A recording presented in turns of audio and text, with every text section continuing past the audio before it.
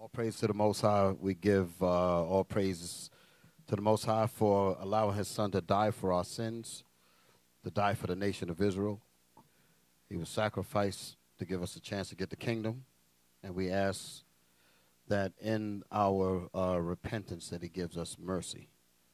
He gives us mercy. And he is truly a wonderful God. And for him giving his son for us is you can't even imagine the gift that the Lord has in terms of loving this nation of Israel. One of the things that, what was it, last week? I was here last Sabbath. I'm up there mixing things up. I was here maybe it's the Sabbath before then, right? Yeah, I was here last Sabbath. The Sabbath before then, I was in San Diego, and I went and dealt with a subject about brothers and sisters that be in this truth and they make excuses, and meaning excuses for why they don't stay in the gospel. And so the question came up. It wasn't pointing to anybody in particular, and neither is it pointing to anyone in here. But the question came up about why is it that people get weak, meaning in the congregation, and whose fault is it, so to speak? And I was making a point that when the people come in, the people are looking to be led. The people are looking for direction. They're looking for leadership. And if they don't find it, or if the leadership don't paint a vision for the people to actually follow and to be led, then they're going to wander. Their spirits are going to go somewhere else. If I come to the hospital, I come to the hospital to get healed. If anyone comes to a hospital, they're looking to get healed. So there's a reason why people come. Same thing as when people come into a congregation. And one of the points that I wanted to make was that whenever I'm talking to a group of leaders, or let's say I'm speaking to the captains or the officers or who's ever in front of the body, and I said if the members seem to not be interested, you got to look at what's happening at the table. It's the job of the leaders to actually paint the vision for the people to see. Because they're not just coming in here because they don't have anything else to do. There's a billion things that our people could be tied up in rather than coming in here or coming in front of your congregation. So whenever there's a situation where people be like, well, I wonder why so-and-so this way, and they seem like you got to really muscle the people to get this done and to get that done. And I said, well, if you have to go through those links, maybe you have to put the vision out there for the people to see it. So that was what I taught about a couple of weeks ago. So let me just ask this question. What causes slothfulness? Who can answer that question? Let's get some. What causes slothfulness? Shalom. Lack of discipline. Okay. So you're speaking on part of the person. The person, right. When you say lack of discipline, meaning the person themselves. Yes. Okay, that's good. Anyone else? Lack of discipline. We'll come back to that. Shalom, Brother Joshua. Fear. Fear. Okay. Actually, I heard that when I was in San Diego. These brothers gave that same one. The other one was, what did you say, my brother? Discipline. Did I hear that one? Yeah, I did hear that one out there, too. Y'all all right. Somebody else. Shalom, Most High Christ. Shalom, Most High Christ bless. Too much idle time? Idle time, heard that one, too. That's correct. Idle time. So let's write these things down. Idle time, lack of discipline, and fear. Right? Let me make a mention of that. This class is not going to be long, obviously. I thought that started an hour ago. It looked like we were in between a whole lot of other things, but someone else. Most High Christ bless, Brother Benjamin. Benjamin. An unstable man. An unstable man, meaning he's unstable, right? Yes. He himself. Okay. That can cause slothfulness too. Shalom leadership. Okay. Family. Is that family? Yes. Okay, and family. Okay, now let me take all five, because all five of those is basically pointing to the self, right? Pointing to, because you say, when the brother, one of you said fear, meaning that the person themselves have the fear. The person themselves also lack the discipline. The person themselves have an issue with being idle. Now, remember what I said earlier. I said about people coming into the hospital, right? Right? When people come into the hospital, they may come in with fear. They may come in with discipline, with lack of discipline. They may come in with a sense of idleness. They may be unstable, and family. But what would cause the people to become slothful and give excuses for why they don't remain in the hospital? What would keep the people from staying in the hospital? Because all of the things that y'all gave are things that the individual will have within themselves, right? Lack of trust. Okay, trust is getting there. Let's stay with you for a minute. Lack of trust in what? If we're in the hospital, if you don't feel like they can heal you, they're not hearing you, or they're not leading you to get into that You're point. getting exactly to the point that I'm bringing. Yes, sir. You're getting exactly, you hit it right on the head. That's where the leadership have to think about how the medicine is being dispensed. You dig it? Yes, sir. There's a certain level of medicine that the leadership have to give to alleviate the fear. There's a certain level of discipline that the leadership have to give to increase the discipline in the patients, so to speak, in the hospital. Everybody's with me. The patients are idle. Whose fault is that? It's the fault of the doctors. It's the fault of the people that run the hospital. You dig it? Because the people came in. Can you dig it? The people come into the hospital to get well. And if their excuses for not receiving the medicine is fear, distrust, lack of discipline, idleness, unstable, and family, that's something that the hospital have to address for the good of the people. Can you dig it? Y'all all right? So this was one of the things that I was talking about in San Diego. So I'm going to have to, at some point, make a deeper class out of this because I know time is short today. But this was one of the things that I've been giving some thought over. Give me Proverbs 29 and 18. Proverbs chapter 29 and verse 18. Where there is no vision, the people perish. If the leadership does not provide the vision for the people, because the people are coming into the hospital, they want to get well, but they don't know exactly what kind of medicine they need. Only thing they know is that I know I need this because it's better than where I came from. But they don't know exactly where to go. Y'all follow what I'm saying? The job falls upon the leader. The leader, that's the reason why he's called the leader. Can you dig it? He's called a leader because his job is to take the people who need to be led and lead them to where they are benefited, to give them the medicine to make them cure. I go to the doctor, I know I'm hurting here, I'm hurting there, but I don't know what kind of medicine I need. They have to examine me and find out what's needed. And once they find out what's needed, then they give me the medicine. And then I say, I don't know exactly what I needed, but I know it fixed me. Now I'm good. Can you dig it? The importance of leadership. That's the reason why I'm talking about this. And whenever our people don't get that leadership proper, you will begin to experience these kinds of things in the congregation and in people. Fear, distrust, idleness, all these things come up. So the job of a leader is to really be a real leader and deal properly with the people. Find out, you have to know the condition of the people. That's the reason why we have counselors.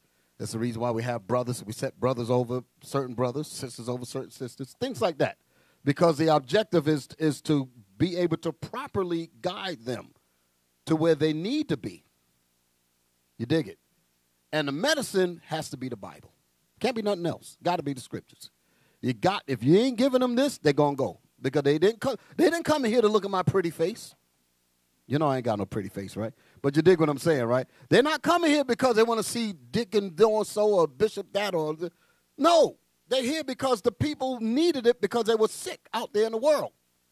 And they come in here to get God's word, and that's what we have to give them. We have to give them God's word.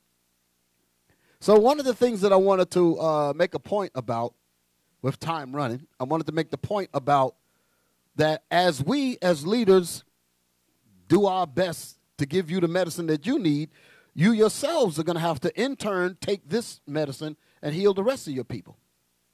You follow me? That's the purpose of us coming in here. When I came in, I used to sit in those seats too. So I had to learn X amount of information so that I can get up and then I can teach the rest of my brothers and sisters and so forth. So this is going to happen with you. Now the question is, do our people need to be led? I'm going to jump gears a little bit because I know I was going heavily with this topic, and I was like I'm on a roll with it, and I know it's going to be hard for me to jump off of this and jump on to something else. But I did wanted to show something else, but read the scripture again. Proverbs chapter 29 and verse 18. Where there is no vision, the people perish. That's the job of the leader to examine. Read it again. Where there is no vision. So if the leadership do not paint a vision, do not paint direction, do not instruct discipline, do not bring in stability to make you feel stable, for you to learn and for you to take what's being taught to build you up. If the people, if the leadership don't give that to you, how could you be these things? And if the people don't get that, they perish. Read it again. Where there is no vision, the people perish. Where there is no vision, so the vision has to come from the leader. The vision has to come from the leader. We're going to come back to this. I'll give you another example. To show you how important this is. Give me the book of Ezekiel chapter 3. Ezekiel chapter 3 and verse 17. Son of man, I have made thee a watchman unto the house of Israel. I have made thee a watchman. A watchman is a leader. So oftentimes you have people that try to run in a race to be a leader.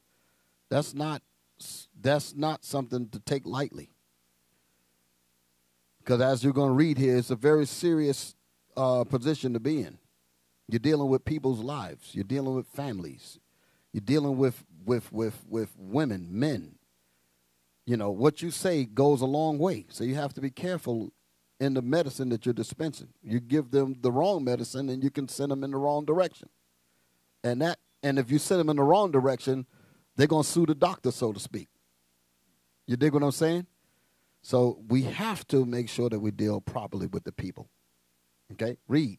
Ezekiel chapter 3, verse 17. Son of man, I have made thee a watchman unto the house of Israel. I have made thee a watchman unto the house of Israel. Go ahead. Therefore, hear the word at my mouth. Therefore, tell the people the words that I tell you to tell them. So this is not necessarily our vision per se. The Most High says, I charge you leaders, I charge you watchmen to watch over the people. And you give them my words. Because we leadership, we didn't create you. God created you.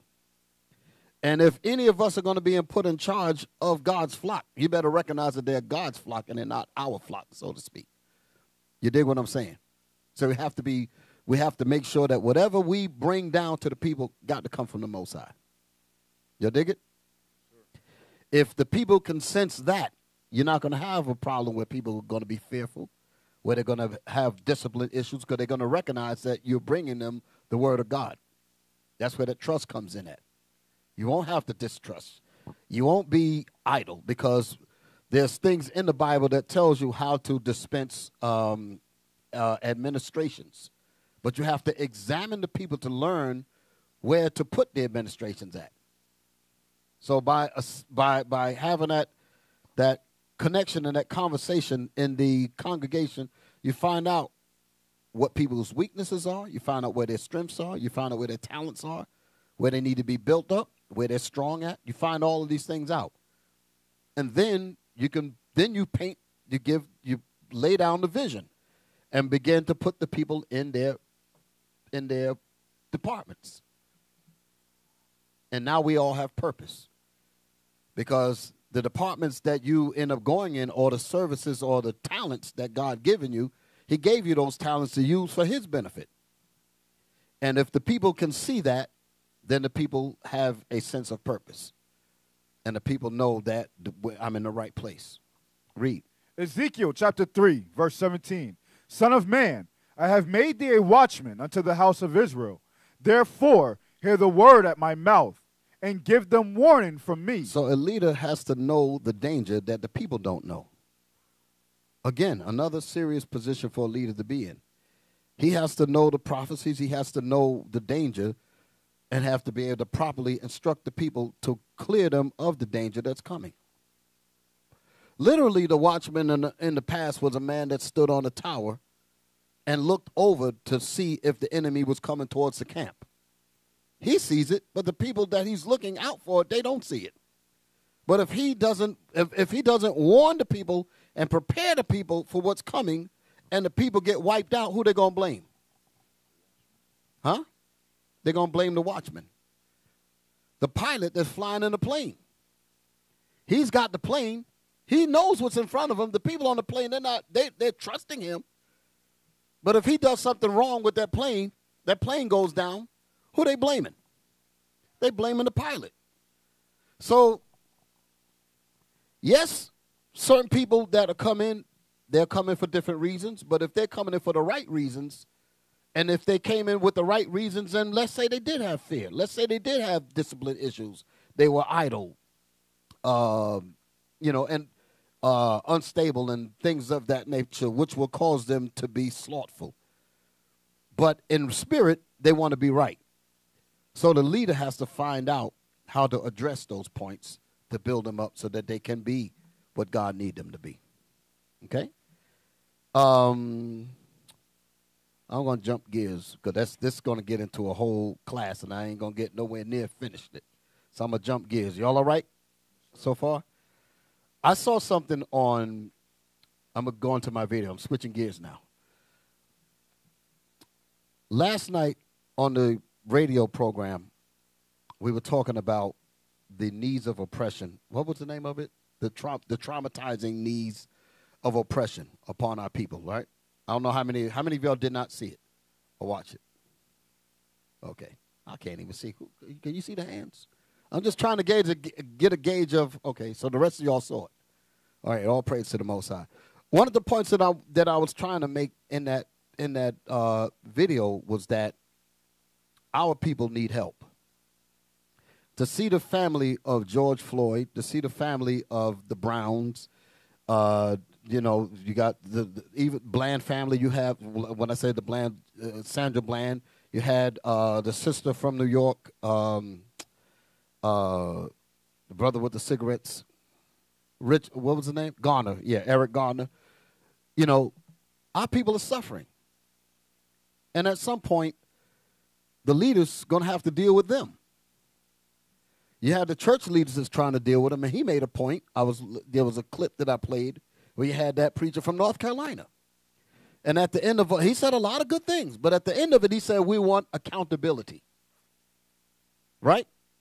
I'm going to show you something, because as leaders, we have to know how to decipher the BS and give our people the facts in the Bible. Can y'all dig it?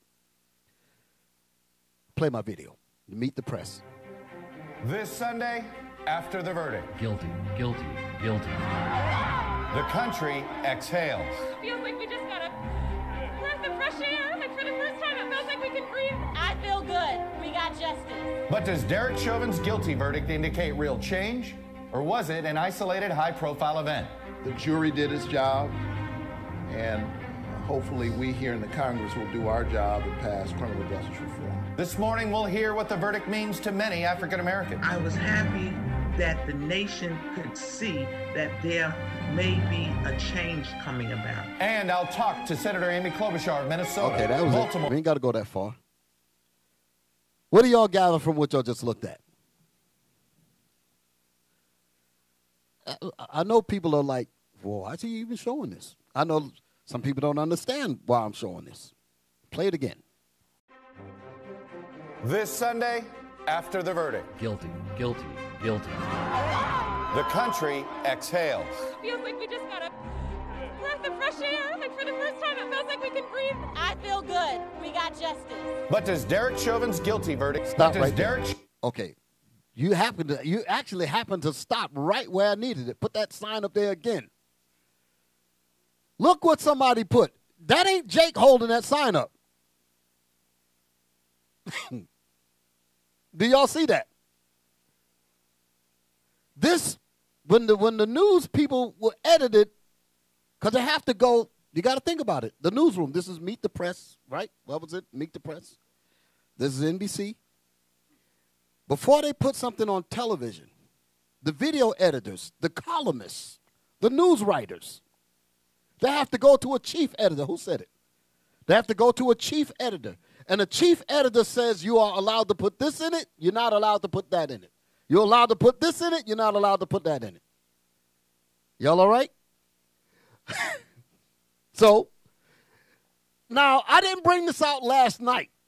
But Lord willing, I'm going to bring what I'm about to say out on the next one because I got to talk about this thing. Play it one more time. That's why, hey, listen, I'm kind of chopping the class all the way up like this here because time is running. You know, I know if I get into a long, drawn-out class and then teach half of it, what sense does that make, right? So I'm just getting little pieces, nuggets and this and that. Even the class that I was going into talking about slothfulness and excuses and asking the question about that, I didn't finish that either. But it's just giving you a little something as to the importance of leadership being able to properly deal with the people. So that's why I wanted to just give you a prelude to something that I'm going to deal with later on down the line. Everybody's with me? So now, in this case here, looking at this thing here, and I talked about how the editors allow certain things and they don't allow certain things. Then last night on the program, I mentioned something about something called risk management. You heard me talk about that. Risk management is for those that might not know, risk management is usually a department within a company that works with public relations. I didn't go this far on the set yesterday. That works with public relations. That deals with the relations with the public. And they have to assess whether or not a particular action is going to be detrimental to the company or is it not going to be detrimental. And they have to weigh the risk. They have to manage the risk. If we take action A, X amount of risk will be assessed. If we take action B, Y amount of risk will be assessed. So they have to make a decision. And they make that decision based on the relationship with the business and the people. You dig what I'm saying? You dig where I'm going? Like I said yesterday, when they did with, what's this guy named? Chauvin, risk management got involved. In the police department, it's not probably called risk management. In a lot of places it is. They got other names for it. But y'all follow what I'm saying. Every entity has some kind of every company has some kind of entity where they make those kinds of decisions. Okay? Nothing but Edomites usually be in them offices. Negroes ain't no way around it. You dig what I'm saying? So they had to make a determination. If we say A and let this man off, Chauvin, let him off, we're going to have the riots of L.A. all over this damn planet. So they say, what is the risk? Billions and billions and trillions of dollars? Or, Chauvin, we just got to let your ass hang. Huh? Now, a lot of people don't like what I'm saying when I said that. But like I pointed out yesterday, initially, the police department said that this guy, Floyd, died later in the hospital. And had it not been for that camera, because the video wasn't out yet. Y'all dig it? Floyd died that day. That video didn't hit the circuit then. The information that they recorded on their reports was written from that day and said that he died later that day. So that would have been the official report. Then boom, the video comes out. Risk management got involved. Yeah, we were going back you, but did you see this tape? Come in the office. Look at what you did. Now, we got away with Rodney King, but we can't pull that off twice. The man's crying for his mama. How are we going to sweep that under the rug? How are we going to deal with that? The off-duty firewoman wanted to give CPR. You said no. You reaching for your mace. That's all on tape. We can't help you. Police unions are very strong. Where are they at? Like we said on that program yesterday, they got that call from up top. His ass got to hang. You dig it? Risk management. Play the tape. This Sunday, after the verdict. Guilty, guilty, guilty. The country. Stop. Guilty, guilty, guilty. You would think you're talking about black folk. You would think it was a black man sitting in there or a Hispanic man sitting in the chair. He's trembling. He's shaking. That's a cop that they got. They saying guilty. Then there was I don't know if it was the same report. Then they showed a 10-year span. I showed it on the program last night. 10-year span of killings that police did on people for 2005 to 2015, thousands of cases. Not one of them was convicted. Zero. All the way across all the years. Now all of a sudden with this one, guilty, guilty, guilty. What happened? What phone rang? What changed? But our people. So I didn't forget my point about the editors. Y'all all right? Play the video again. This Sunday, after the verdict. Guilty, guilty, guilty. The country exhales. Feels like we just got a breath of fresh air, and for the first time it feels like we can breathe. I feel good. We got justice. But does Derek Chauvin... Stop right there. Remember I said the point about the editors? When that tape was put together, because this is, as you see, they're showing different clips. That's done in an editing room. When you put somebody, you have a think tank on what should we put when we put this video together. Y'all all right? And this particular editor that had this sign, put that sign up there again, accountability. When he said, okay, I want to put this inside the video, the editor had to say, wait a minute now. I don't know if we can put that in there because that looks like these people but duped. You dig it? Because somebody wrote accountability, Negroes, is not justice. So we're busy crying. Even the preacher said it. We want accountability. And you think that their definition of accountability equates to justice. Black people ain't never going to get justice in this system. You want to talk about justice? What does justice mean? Somebody tell me, what does justice mean? Literally, what does justice mean? Who knows? Okay, let's see what justice is, and to prove my point, when I said justice. And leaders are supposed to point this out, because if the leader never properly addressed this, those people are going to continue to be misled, continue to be duped, and continue to get robbed. Somebody has to tell them the facts that, listen, this is not your rest. Shalom. Shalom. I know you said in the program yesterday, Revelation 13:10. Right. Oh, you like that? Yeah, like Brother's that. right on point. That is the answer. I would like to have others, but nothing beats that one. Because that's what justice really is. Thank you, brother. You're right on point. Let's read that thing. You man gonna hold up a sign talking about accountability is not justice. But I'm gonna get back to that sign there, because like I said, when the editors looked at it, because you have to put your stamp on it, they actually have papers that they have to sign when certain videos are released. They have to sign it and says, it's approved by editor such and such, and they have to sign it to say this and they put it in the can. You know how they do.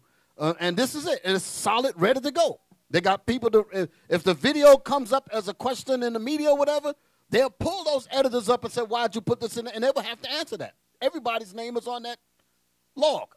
Y'all follow me? It's very thorough how they do these things. They just don't run stuff out there.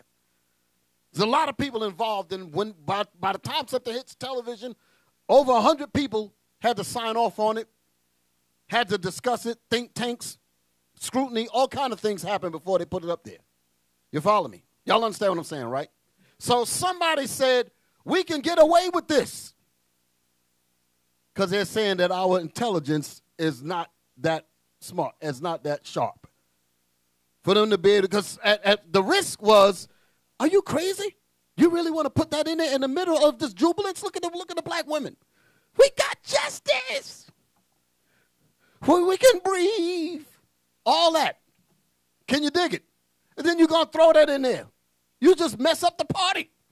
But I wanted to put it in there. I don't think they'd catch on to it. Well, I don't know. Maybe, you know what? Let's put it in there. And maybe they won't catch on to it. And perhaps they didn't. Y'all all right? Our people are in trouble. Serious trouble. Leaders are needed. Can you dig it? Play the video again. One more time. And just watch how it just pops in. This Sunday, after the verdict. Guilty, guilty, guilty. Jubilance, The country happiness, exhales. waiting to exhale. We can breathe. All of that. I feel good. All of that happiness. But does We Derek finally, Chauvin's guilty boom. That just came in and just messed the whole dream up. Just derailed all the happiness. Let's look these words up. Then we're going to read the scripture. You know what? Let's read the scripture first. Let's get God in there. Come on. Revelation chapter 13 and verse 10.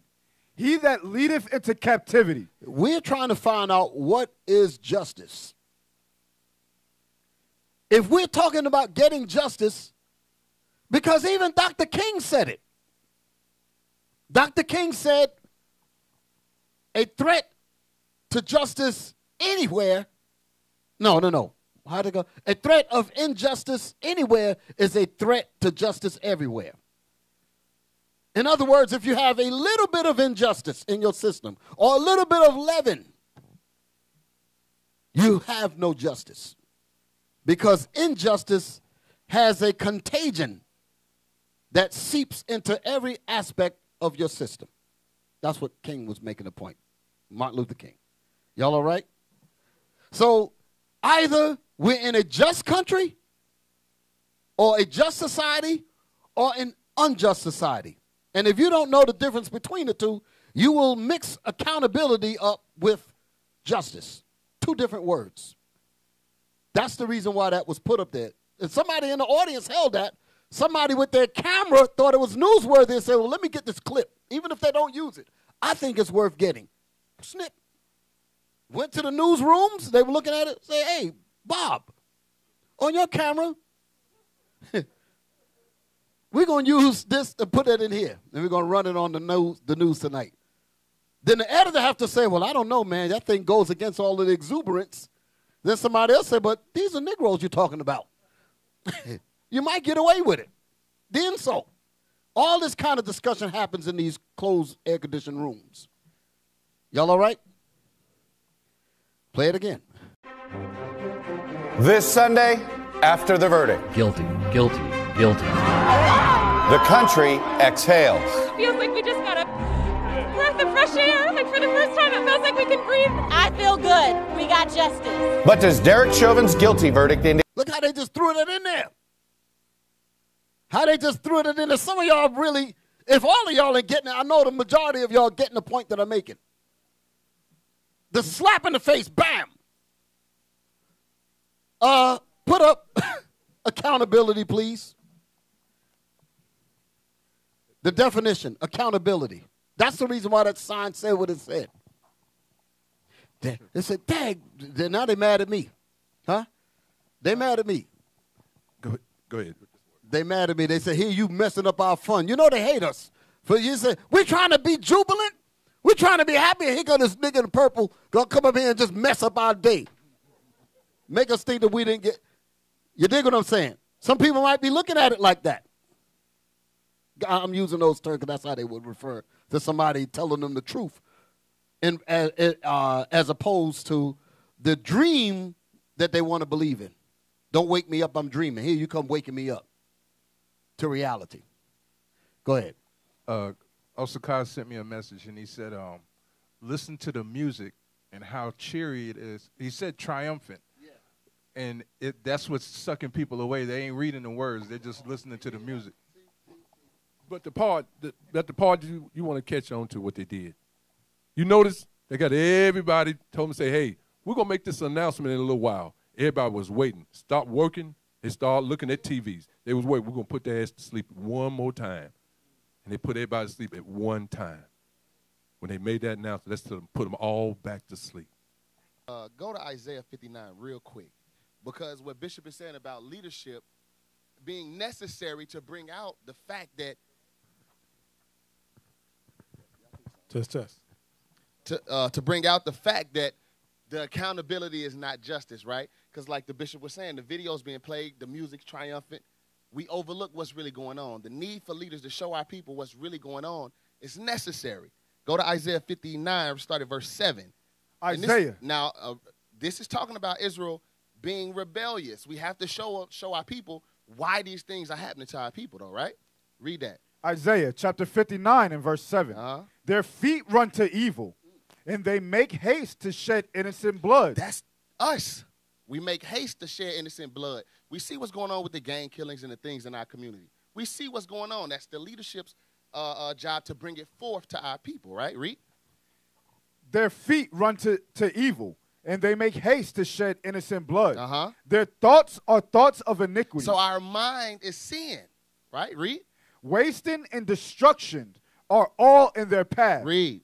The way of peace they know not, and there is no judgment in their going. Meaning in our own communities, right? We're not judging our own people of the things that we're doing that's evil. Watch this, read. They have made them crooked paths. Whosoever goeth therein shall not know peace. Now watch this, read verse 9. Therefore. So because of that, therefore. Is judgment far from us. Judgment is far from us. Read. Neither does justice overtake us. That's why he can hold that sign up. Accountability is not justice. We're not getting justice. But it's up to the leaders to bring that forth to our people so we know why. It's because our feet are in those evil paths.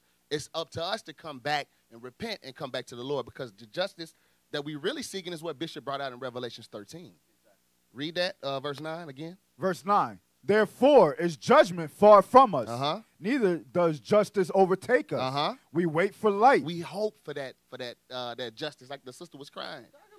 Right, we can breathe. We can breathe. No, you can't. Because guess what? Somebody else has already died since this happened. Right. Been killed by police already. Read. We wait for light, but behold, obscurity. All we see is obscurity. Death in our people, right? That's happening at the hands of our oppressors. Read. For brightness, but we walk in darkness. But we stuck in that darkness. Read. We grope for the wall like the blind. Whoa. Behold, obscurity for brightness. That's the understanding. What they think is light is obscurity. They're confused. Yep. And the confusion is deep. I want you to keep going, but I want to make this point. Yes, sir. The confusion is so deep. The people that put this together know that we're the Israelites. Yep. Bring it out. They know that we are Isaiah 1 and 3. They know that. Give me that real quick. I'm going to come back to here. They know this. That man, that Caucasian hand that held that thing up. Somebody might say, nah, he's Ephraim. I don't know. You understand? Hey, they'll try to do anything to disprove the point. Yep. But the point is valid, because if he was holding up, maybe he was like trying to wake up. But they said, but we're going to take the shot of that and make fun of the intelligence of your people. Yep. So whether that's Jake holding the sign or not, the point that it was been focused on and put in the middle of what was looking like a collage of exuberance, they said, we're going to put this in there to show you that you people are crazy as hell. Yep. Go ahead. Isaiah chapter 1 and verse 3. The ox knoweth his owner, and the ass his master's crib. But Israel does not know. That means we are a completely lost people, confused people that need some real leaders. Isaiah 9:16. We need some real leaders, and this is what's wrong with our people now. And this is the reason why we are being groomed to be leaders, so that we don't fall out because of fear, lack of discipline, being idle, unstable, things like this here. The leaders have to find a way to keep the people in the protective herd, like Christ was talking about. When one of the sheep get lost, you got to go and get that sheep back. That's what a shepherd does, to protect the flock. The sheep don't know how dangerous the wolves are, but the wolves are trying to get there. But the leader knows, I got to make sure that I do certain things to keep these sheep together so that they don't get destroyed by the enemy. The job of a leader. Y'all all right? Yes, sir. Read. Isaiah chapter 9 and verse 16. For the leaders of this people cause them to err. For the leaders of this people cause our people to suffer and mix proper justice with obscurity. Their sense of justice is obscure, and they think that's the light. They think they've made it. They think that we can finally breathe. That's obscurity. And the enemy knows it. He said, I'm going to show you that you're in obscurity, because I'm going to put this up there, and 5 of you might catch this. Wow. 5 of you might catch this. Can you dig it? That's a slap in the face. A slap in the face. I'm going to show you how much of a slap in the face, because I don't know if everybody in the room is understanding me. Go to the picture that I gave you yesterday that showed you the end of the deal. It's a picture. Now, like I said, the laughter was upon us. We got justice. We can breathe. Justice finally came down. The Lord rained skill on these people because they love us. Risk management. That's what happened. Read. What did that say? Officers were able to get the suspect. This was written. Well, it's going to be obvious as he finished reading it. As you notice, the silhouette behind it is cup food. So it's letting you know where this is talking about. Minneapolis, Minnesota. Everybody's with me, right? Yes, sir. Read. Officers were able to get the suspect meaning George Floyd into handcuffs. So they got him in the handcuffs. Go ahead. And noted he appeared to be suffering medical distress. Mm-hmm. Officers called for an ambulance. They did the noble thing. They didn't say nothing about the knee. Mama, nothing about that at all. He appeared to be under medical distress. That was the official, this was taken from the official report. Negroes was not going to get no damn justice. Let me just, whatever justice they think they got, they were not going to get it at all. So that decision for them to quote unquote get it came from the top. Read. Officers were able to get the suspect into handcuffs and noted he appeared to be suffering medical distress. Officers called for an ambulance. He was transported to Hennepin County Medical Center by ambulance, where he died a short time later. Where he died when? A short time later. People saw him die there. Right there on video. But because video didn't exist at this point, the hell with what y'all saw with your naked eyes. We're going to write this, and this is what's going to go. This is what's going to go down. You see that? So now let's go back to the video. This is why I say our people are in serious trouble. Because of the obscurity. They think that they're getting justice. That's not justice. That's not even accountability, to be honest with you. It's neither one. Play the video again. This Sunday, after the verdict. Guilty, guilty, guilty. When they heard that, guilty, guilty, guilty, like God said it, they got all happy. I can't believe it. We got justice. They had to get 8 members from the police department.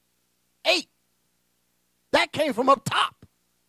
You had to have 8 cops to refute what they initially printed. And you telling me justice happened? Y'all getting this? It was not going to go down like that. It was not going to go down that way. They said, listen, white boy, that tape came out. That's what they told Chauvin.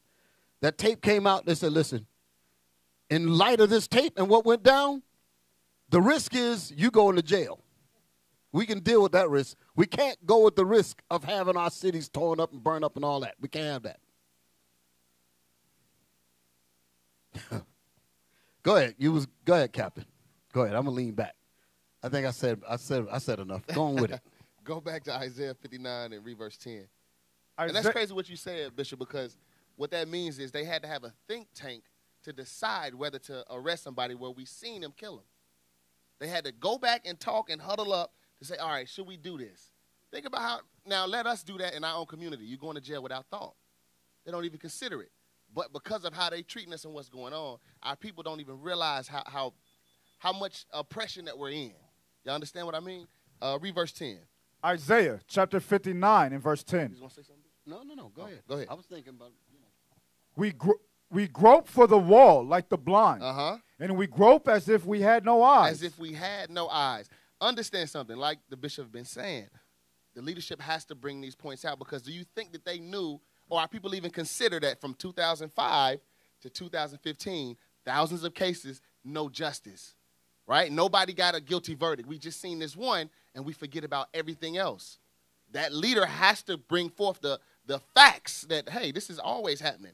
And even with that verdict, it still might change, because remember, they'll say guilty at first, and then at the sentencing, they might get 10 years, and they might get 5 years. They wait 2 to 3 weeks so you don't remember. Yeah. When the party is over. Right. When 4th of July come in, they probably pass they give a sentence right at the 4th of July. Too late. Nick Rose a barbecue. Yep. They done forgot. Yep.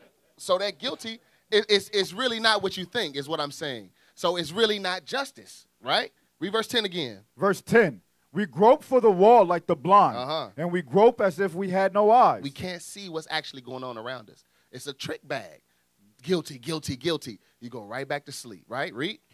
If the people are groping like they have no eyes, and they're groping like the blind, how does the blind get to point A to point B? It takes a leader. Exactly.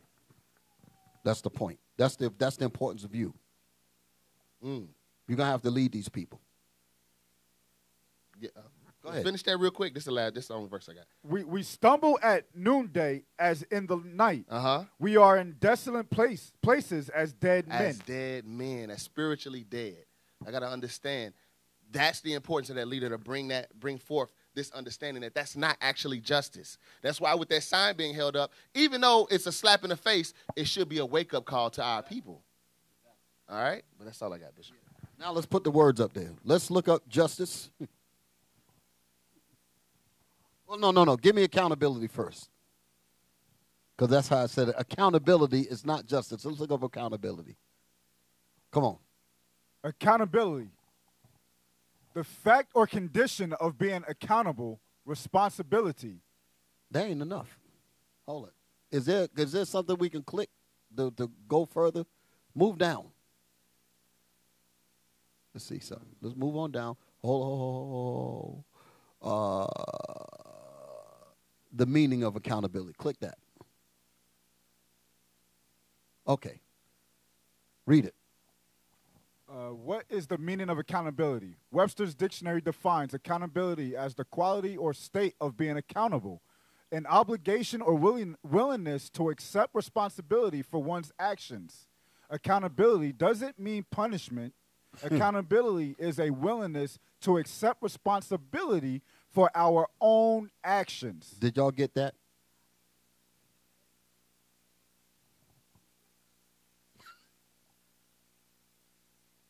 The preacher said we want accountability. When you look at the preacher from North Carolina, at the end of the clip, he said we want accountability. This is what he's asking for. Look at it again. Now, I ain't trying to get on Reverend Johnson, but I'm just making a point. For the leaders of this people calls them to error, and they that are led of them are destroyed. Grope with like they have no eyes. Read it again. Accountability as the quality of or state of being accountable, an obligation or willingness to accept responsibilities for one's actions. Stop. Now, we're going to read the rest of that because I could just show you right there that accountability has not taken place. I'm going to bring this out next week on the show, but y'all hearing a little bit of it now. In order for one to be accountable for the horrors that we as black men and black women suffer in this country, you just cannot focus on the quote-unquote police department. You follow what I'm saying?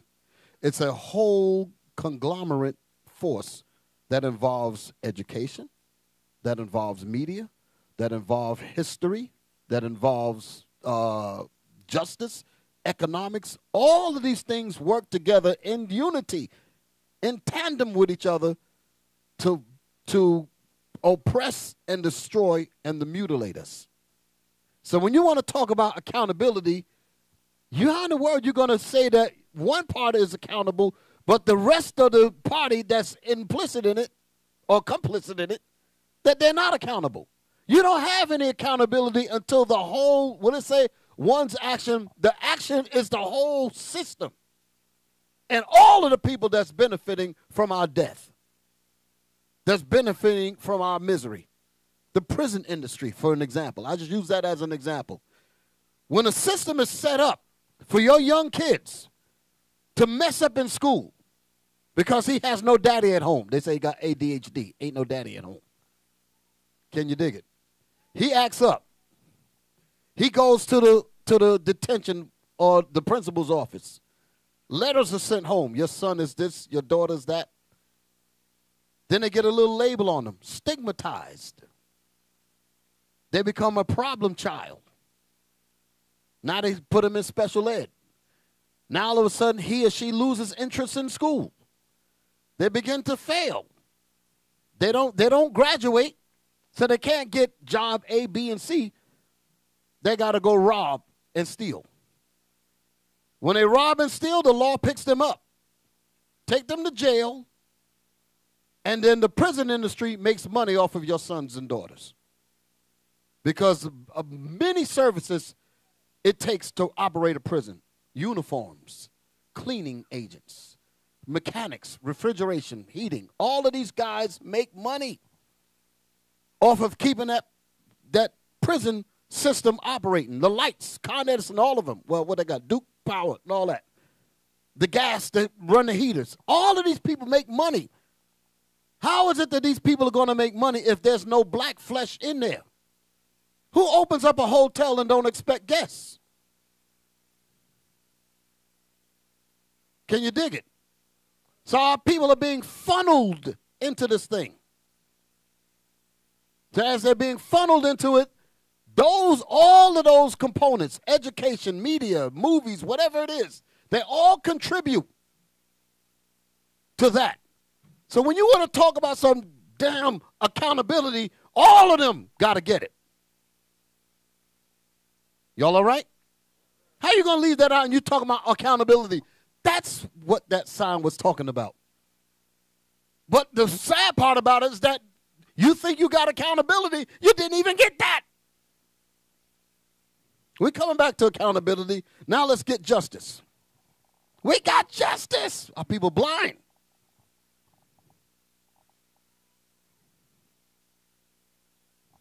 Put justice up there. We're coming back to accountability. Let's read that thing. Justice. Justice. Just behavior or treatment. Meaning what? Look at the word. Fairness. Fair play. Equity. Validity. Justification. Legitimacy. We read out of that Bible.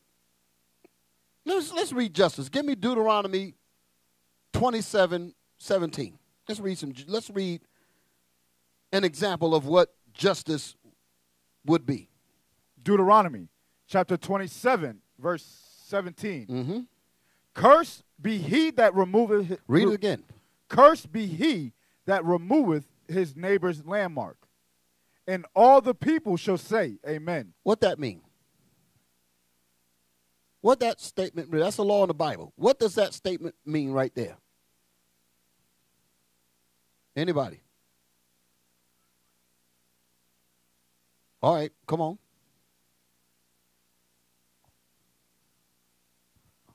I believe that's where, given that God already gave all of the nations a certain land, that since that time, those boundaries have been changed by the powers that be on the earth. Okay, I can ride with you, but I'm going to go a little deeper, a little bit more than that, but thank you. Thank you. What the people are saying, they say, if any man decides to go inside another man's land and take his land from him, he is to be cursed. That's why it says, cursed be he that removeth his neighbor's landmark. And all of the people are in agreement with that judgment. That's when it says, and all the people shall say amen to that. We agree that if you take another man's land, cursed be he. So how in the world are you going to establish justice on land that belonged to the Native American Indians? You removed their landmark. And you want to talk about justice. Then you're going to set a building, the United Nations building, on top of the stolen land, and you're going to have a discussion about wrongs that's done to other countries, and the territory that the building is sitting on is stolen. Can you dig it? A hell of a deal, ain't it? Hey, Bishop. Yeah. I want to make a point real quick. Yeah. Read verse 15 in that same chapter. Deuteronomy chapter 27 and verse 15. I want to ask a question to y'all brothers real quick. Watch this. Cursed be the man that maketh any graven or molten image. So stop right there. Now, he just read, what verse we just read? 17, right? Read 17 one more time. Cursed be he that removeth his neighbor's landmark. Okay, go back to 15. Cursed be the man that maketh any graven or molten image. So here's the question. What was the judgment for verse 15? It's using the same word, cursed, right? But what was the judgment for graven images, being in idolatry? What was the judgment? Death, right? So what would be the judgment for all of Esau? Yeah. Read 17 again. Verse 17. Cursed be he that removeth his neighbor's landmark. And all the people shall say, amen. Right, going right with the bishop's point. Go ahead, Bishop. So that's the point right there. So when our people talk about justice, our people don't know what justice is. That's the point. Put justice back up there again. Justice, just behavior or treatment. You got any more? Yeah, move down. There was this part in there that talked about that woman with the scales. Yes. The administration of the second one. Yes, read that. Go ahead. The administration of the law or authority and maintaining this. A tragic miscarriage of justice. Okay, jump down. That's what I want. That next one. The personification of justice. Usually a blindfolded woman holding scales and a sword. What that mean?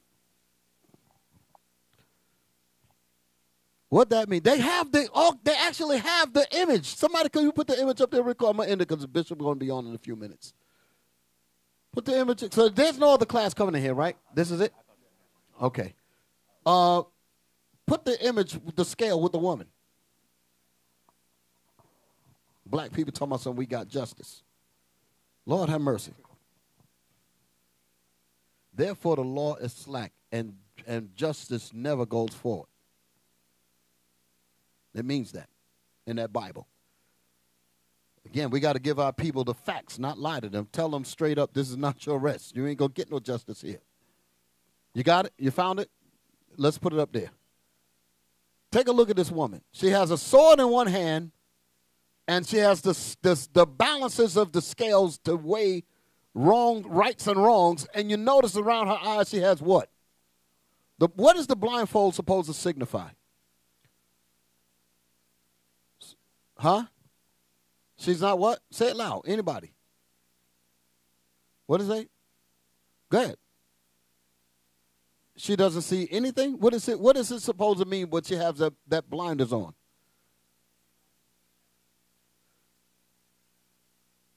Okay. Yeah, you ain't bringing it all right. You hitting it, but I want you to hit it. Hit the nail in the middle. You hitting it on the side and the hammer going. You bent the nail. I want the nail to be driven into the wood. Shalom. Shalom. Come on with it. Not a leader. Huh? They're not leaders. Oh, no. Come on now. What the blindfold on the woman is supposed to mean what? Yes, you don't see anything, but what is it supposedly really what it's really saying? Where's the mic? Is it on? They don't keep cutting it off. You brothers trying to, I don't know. Oh, Lord have mercy. Come on now. Oh, come on. Go to the camp voice. Put the mic down. Speak. Justice is blind. Blind to what? Blind to what? Because that's what he was saying. But blind to what? Oh, Lord.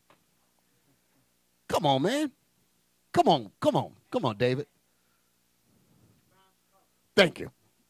That's what they're really trying to say. It's like if you have a poor man and a rich man, if you're wrong, you're wrong. If you're right, you're right. And I don't have a bias because I'm just looking at the law and I'm looking at the violator of the law and the one that's supposed to be protected. I'm going to dispense the justice based on that. And I'm not going to dispense it based on the color of your skin. No accountability. Exactly. They're not accountable to nothing because all them shootings and nobody went to jail. Dylan Roof blowed people away and he was arrested. Huh? Gave him food because he was hungry. George Floyd needed water. George Floyd needed air. I can't breathe. He didn't kill nobody. He had a $20 bill. Perhaps he didn't even know it was counterfeit, and he dead. Choked to death. Because justice is blind? Hell no. Y'all all right? The man was running. They said the man, what's his name? Andrew Brown. We ain't seen the tapes yet. We don't know what it's going to reveal. But if he end up getting a shot in the back of the head, what should Dylan Roof have gotten? Huh? Exactly. They should have had to reload the banana clips on him. Not just no 9mm. They had the banana. You know what I mean? Banana clips, right? The long ones. They should have had to unload that. So none but hamburgers should have been left when they went to get him. But they gave him a hamburger. What the hell is this? Lord have mercy. Jesus Christ. Good job. Are you hungry? Yeah, all that blood and sweat, man. You got to. We worked up a thirst. Worked up some hunger. Yeah, I'm hungry. Well, what do you want? Have it your way.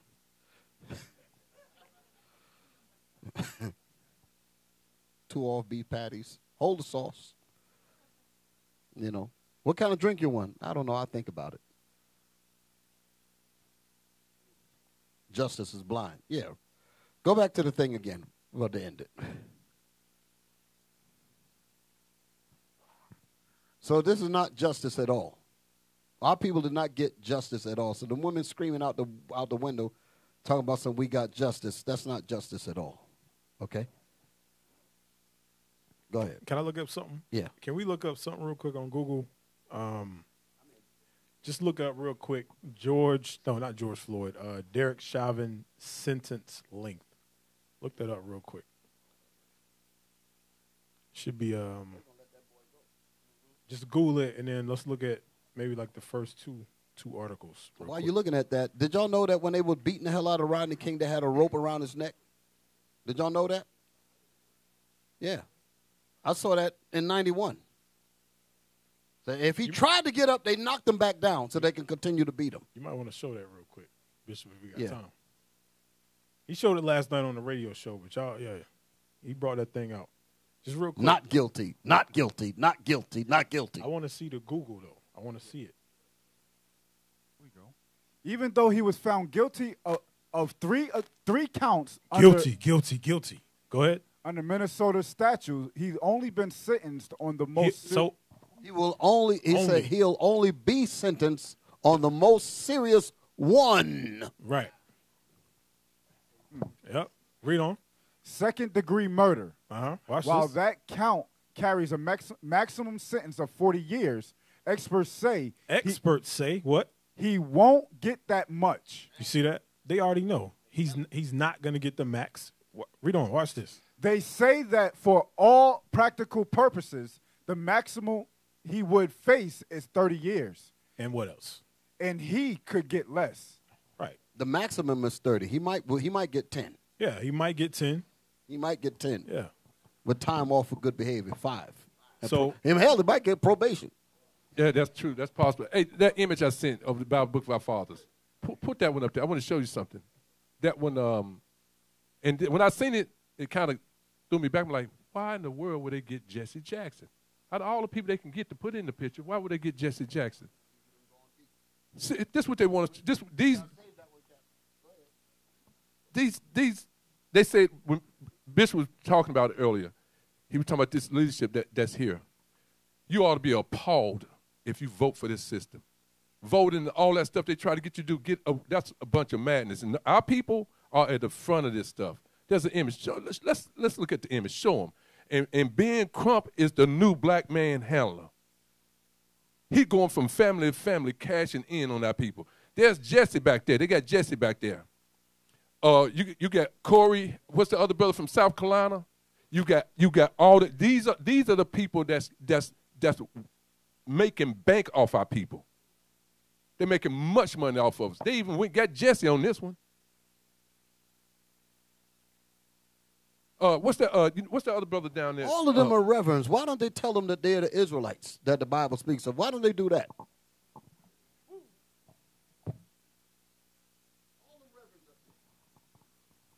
Read 56 and 10. That was the precept I wanted to use. Isaiah. Isaiah chapter 56 and verse 10. Read. His watchmen are blind. Jesse, all of them. Ben Crump, Al Sharpton, those that head up our people, all of them are blind. Read. His watchmen are blind. They are all ignorant. They're not even telling us that we're the Israelites. They're not telling the nations that. Why won't they tell them that? Bishop just said, why won't they tell them? They have a right. Why won't they say so? Read on. They are all dumb dogs. They cannot bark, sleeping, lying down, loving to slumber. And that's what they're about. These are leaders that you should not have anything to do with. They'll show up at your house. They'll show up at your house if your son was dead, and they're coming to get the money. You know what's so sad about this here? We're not reading out of a Quran. We're reading out of the Bible, and these men are reverends. You dig it? So why is it, and y'all know we're reading the Bible. Everything that I read out of this Bible today has been out the Bible. They know about this. These guys heard of us. They know about us. Why is it that they're not telling the people this? There's something to think about. For the leaders of this people cause them to error. That's why they won't read it, because it's talking about them. And it's a sad case. Sad case. Hey, Bishop, can I play one clip? Yeah. It's on the Bible, the Book of Our Fathers. It's 20 seconds long, something like that, maybe 15. But it's going back to accountability. Let's see how these people really feel about us after they murder our people. Y'all got it? Y'all got that video I just put up there? Go ahead and play that thing. Well, I've been on the road for 18 years. People know me. They trust me. I get a depth of information. I ask questions other people won't ask. Cop says, knock down, drag out, fight, cuffed them and stuffed them. Finally get home at the end of the shift, and cop says, gunfight, bad guys down, I'm alive. Finally get home at the end of the incident, and they all say, the best sex I've had in months. You see that? Both partners are so after very they just invested killed your in brother, some your very father, your uncle, intense. go ahead, pause it. After they just killed your people, they go home and have the best sex they ever had in their life. No accountability. They have absolutely no accountability for the murder and the atrocities that they do against our people. They can't stand us. They hate our guts. They go home and have the best sex they ever had. Don't let that be one of our sisters in the bed with them. Oh, my goodness. Right. Hey, don't be surprised. Come on, wench. I just killed a nigger today. I just got finished killing your brother. Come here. You know? And I'm ready. Hey, show the Rodney King thing, man. Let me show that. Because say a lot of them didn't know about that string. That Rodney King video. Now, I remember there was a situation I read about. I was in New York at this time. This white couple, Edomite couple, white man, white woman, killed a black man and had sex on top of his dead body. That was an aphrodisiac. That turned them on. They got excited. Look at that dead corpse right there. Let's get it in. Natural born killers. I tell you, man, that's they were just telling on themselves with that movie. Y'all got it? Hit it. Dramatic videotape obtained by Channel 5 News shows what appears to be a group of LAPD officers beating a suspect. As soon as it hit the airwaves, it created a firestorm. Video recorded by a man named George Holliday from the balcony of his apartment in... It showed LAPD Did you notice officers... the way he fell? Stop. Did y'all notice how he fell? But you didn't see how it happened until they showed the rope. Back it up just a little bit. You see he was trying to get up. They're beating the hell out of him. What is he supposed to do, just lay there? You're trying to get away from those beatings. These people know the psychology of terror. They say if we beat him like this, he's going to try to get up. So you already have the rope around his neck. So when he try to get up, just pull it a little bit, make him fall. And we can continue to beat him, and we will say that he was trying to attack us when he was trying to get up. That's the same thing they said about Brown. So when Brown was in his car, he had his hand on the steering wheel, and when the police came up behind, when they started shooting at him, he wanted to move. He was supposed to move. He trying to get away from the bullets. So it looks like he was being aggressive. It looked like he was coming against the police. Dylan Roof wasn't aggressive. Huh? Dylan Roof wasn't aggressive. He was just tired and hungry, so let's give him a sandwich. Play the video. At the airwaves, it created a firestorm. Video recorded by a man named George Holliday from the balcony of his apartment in Lakeview Terrace. You saw that. Did y'all see how he was pulled? Keep playing it, and you will actually see the rope. King with their You see it? And kicking him for how in the hell are they going to say that they could not control that? King was on parole. Oh, stop it, stop it. How many cops you got out there? How in the world are they going to say they could not control him? That they needed to do that to him? How could they say that? You got like 9 of them with guns. All of that. And they're going to say, we needed to do this. And they said he was, what they said? He was high on PCP. They said this in the reports. They said they were laughing, and they said a gorilla in the midst. They was laughing at him. Calling him a lizard. This is on record. When they pulled the radio transcripts, all that was in there. They get in court, not guilty, not guilty, not guilty, not guilty. Video had played, so Negro said, oh, hell no. Boom, L.A. went on fire. George Floyd, the people said, we already saw the damage back then. Your white ass going to jail. They said, we don't need this to happen again. And here go black folk. We got justice. Y'all all right? I ain't trying to make you mad. Okay. I ain't trying to stir you up. Y'all all right? I'm just giving you that reality, because that's what a leader's supposed to do, tell you the truth, so you don't go play with the wolf and get bit. We used to scream black power while heroin was pushed. But at the end of the day, nothing's in vain. IUIC has been given a vision. The tents of Judah has risen. Many has attempted the mission. Minor murmuring, omitting, and missing the mark. Just reading that he had the flame of fire in his eyes gave us the spark. We on Paul's mission. We out on the road, purple and gold. From Mexico, Cuba, Haiti, Ghana, Sierra Leone. 144,000 boots banging, concrete crackling. These are our men repented at heart. The scriptures is proof. IUIC, we deliver the truth.